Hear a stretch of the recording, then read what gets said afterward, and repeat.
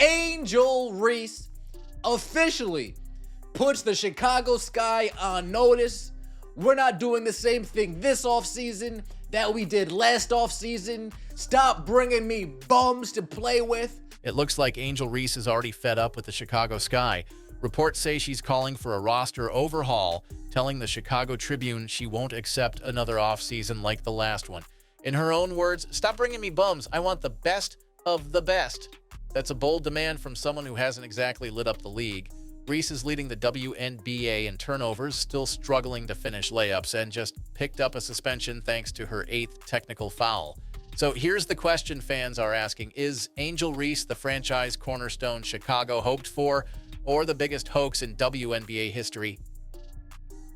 It looked like it's happening. Angel Reese is asking out of Chicago already. She's done with the Harold's chicken and mild sauce. Angel Reese isn't hiding how she feels. She's tired of losing. She's tired of being an afterthought in the standings. She wants change, and she wants it now. But the way she went about it shocked everyone. Instead of rallying teammates, she practically burned the locker room down in public. Speaking to the Tribune, Reese flat out said she wouldn't settle for the same mistakes as last year. She demanded management chase the league's best players and made it clear she wouldn't accept another season of mediocrity. We need great players, she insisted. That's non-negotiable. On paper, it sounds like ambition, but to her teammates, it sounded like betrayal. Stop bringing me Kia Nurses. Stop bringing me Rebecca Allens. Stop bringing me Ariel Atkins. Don't bring me Courtney Vandersloot, a champion, by the way. Two-time champion, by the way. Stop bringing me these players. I want the best of the best. I want the upper echelon. The fallout was immediate. Multiple league insiders reported that Chicago had to call a team meeting just to address Reese's comments. Imagine that, a sit-down, not about strategy, but about cleaning up after one player's mouth. Teammates weren't happy. Veterans felt disrespected, younger players felt dismissed, and suddenly the locker room had a common problem. Not the opponents on the schedule, not the referees. Angel Reese herself. One of her ugliest comments targeted Courtney Vandersloot, a championship-winning point guard who had sacrificed plenty for this franchise. Reese dismissed her outright, suggesting she was too old to rely on. That's not just disrespectful. It's alienating. Vandersloot is one of the most respected floor generals in league history. Tossing her aside like yesterday's news didn't just hurt her, it sent a message to every veteran in the WNBA. Angel Reese doesn't value experience. Let's see what Angel Reese had to say. I'm not settling for the same shit we did this year. Oh boy. Reese told the Tribune, we have to get good players. We have to get great players. That's a non-negotiable for me. I'm willing and wanting to play with the best. And however I can help to get the best here, that's what I'm going to do this offseason.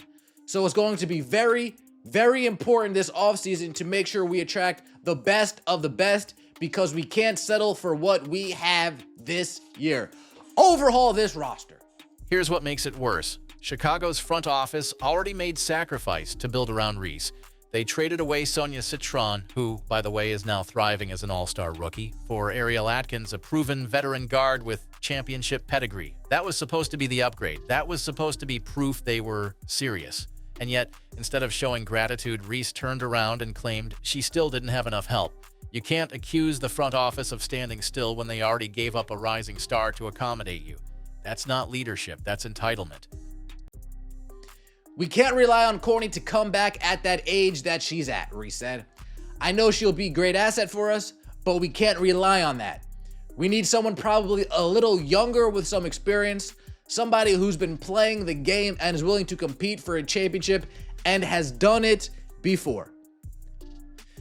Courtney Vandersloot, by the way, 2-time WNBA champion, 5-time All-Star, 2-time All-WNBA first team, left the New York Liberty, a championship caliber team, to come help out the Chicago. Oh, damn. Oh, damn. Oh, dang. Oh, damn. Reese didn't stop at veterans. Even her younger teammates felt the sting. Haley Van Lith, Rachel Banham, players working their way into rotation minutes, heard her comments as dismissals. Too old, too mid, too soft. Suddenly, the locker room wasn't divided between rookies and vets. It was united against her. That's not the mark of a leader. That's dysfunction at its finest. And when the dust settled, it was clear Reese had crossed a line. Her voice didn't spark confidence, it sparked resentment. Listen, Angel Reese is fed up, y'all. Angel Reese is fed up. She's tired of the losing. She's tired of being the gum on the bottom of the shoe of the league. She is fed up with the Chicago Sky, and it looks like Angel Reese wants out. It looks like she wants out. If Reese were dominating, maybe her comments would sting less. But the irony is, her own play has been part of the problem. She averages around 14 points and double-digit rebounds, which looks fine at first glance. But look closer. She leads the league in turnovers despite missing several weeks with injury. Think about that. Fewer minutes, fewer games, yet still more giveaways than anyone else. That's not elite production. That's reckless basketball. It doesn't stop there. Reese struggles to finish inside, with nearly 1 in 5 of her attempts within 9 feet getting blocked.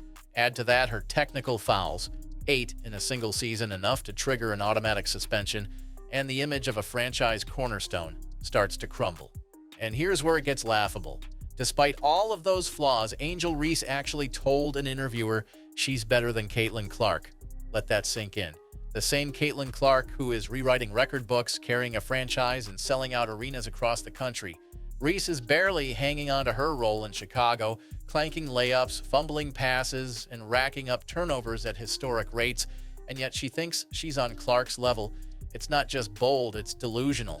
To be blunt, Reese may be one of the most uncoordinated players to ever suit up in professional basketball. The footwork is sloppy, the shot is unreliable, and her discipline is non-existent. For her to stand in front of cameras and claim superiority over Clark isn't just wrong, it's a joke. Fans aren't buying it, teammates aren't buying it, and the numbers sure don't back it up. Angel Reese, part 61! Let's have some fun! Let's get prison! That's where she belongs. Now watch this. Look how she viciously attacks her opponent! Technical foul, now she's suspended! Anger management issues! Bang! Y'all see that article where she threw her teammates under the bus and said they weren't good enough? And she does that? Bang! Her suspension came at the worst possible moment. Chicago was set to face the Indiana Fever, a matchup fans had circled for weeks, hyped as Caitlin Clark versus Angel Reese Part 2. Instead, Reese knocked herself out of it by striking Aaliyah Edwards in the head during a rebound battle. Whether intentional or not, referees made the call, and the league had no choice but to enforce the suspension. It wasn't an injury, it wasn't load management, it was self-inflicted damage at the exact time her team needed her most. For fans already questioning her value, this was the breaking point. It is looking spooky in Chicago.